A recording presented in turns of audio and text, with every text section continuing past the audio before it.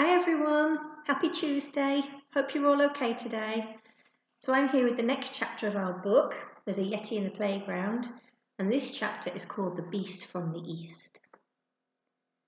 Jodie managed to carry Maisie all the way to the school reception without needing one of us to help her, because Maisie's really small, and also because Jodie said she'd had a rush of adrenaline, which is a chemical your brain gives your body to make it strong when you are in a life or death situation.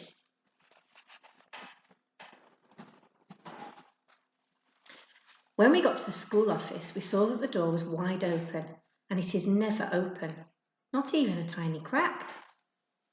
Jodie said that the office ladies must have gone for their lunch and left the door open by mistake, and that if the office was empty, then this was a perfect opportunity to sneak inside and hide. I was not happy about that plan at all, because when we thought there were baby aliens at our school, I got stuck under one of the office ladies' desks, and she didn't know I was there, and she kicked off her shoes and started wriggling her feet around, and that's when I saw her weird alien pinky toe that wasn't even really a toe, and it didn't look like it had a nail on it. But Jodie said that it was our only chance for survival, and then she ran into the office with Maisie and Zach. So I just took a deep breath and ran in too. It was super creepy in the office because it was completely quiet and empty. And any time I've ever peeked in through the little glass window, it's always been full of office ladies typing away at their computers and saying things loudly on the phone like, "Unacceptable," and "That is not our problem," and "What did your last slave die of?" Jodie tried to pull Maisie under one of the desks, but Maisie woke up and saw where she was, and I saw her open her mouth, and I knew she was about to scream the whole school down. So I rushed forward and put my hand over her mouth. And even though she still screamed for ages, you couldn't hear it as much because of my hand. And then she eventually stopped screaming and pointed. That's when we saw that someone was coming. Jodie hissed, "Hide!" and we all crawled under the desks.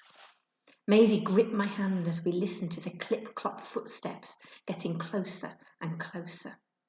Then the clip-clopping stopped because the person was inside the office and was standing on the carpet. I held my breath and watched as the high heels walked past us. And then we heard a sigh, and Maisie and I gasped because we recognised that sigh. It was Mrs. Seath, the scary deputy head. Then I saw that Jodie had started waving her arms about under the desk opposite, and I realised that she was using a sign language called Makaton that we'd learned in school. Both Maisie and Jodie were really good at it, and Maisie even went home and learned how to do more online. Then Maisie turned to me and whispered, "Jodie says Mrs. Seath is looking out of the window at something behind us." And then all of a sudden, legs raced past us and out the door, and we heard really fast clip-clopping because Mrs. Seath had run away. Jodie got out from under the desk and ran over to see what Mrs. Seath had been looking at. And then she said, "It's safe. You can come out. The office ladies won't be coming back." So we got out and I said, "How do you know that?" And Jodie pointed to a note on the wall next to the photocopier that said, "A lack of organisation on your part does not constitute an emergency on ours." I had no idea what that meant, so I looked at Maisie, but she just shrugged, so I knew that she didn't understand it either. And then Jodie said, "Not that note, that note." And then she pointed to another note, and it said, "We have gone home. We are not willing to be here when the beast from the east arrives. Our safety comes first."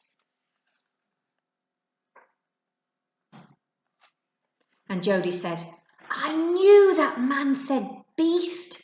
And Zach said, "I can't believe there's a beast." And Maisie screamed the loudest I have ever heard a human scream.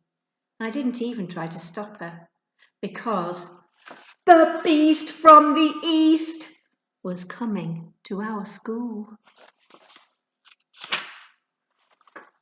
And the next chapter's called Who's Ted? Hope you enjoyed that. See you next time. Bye.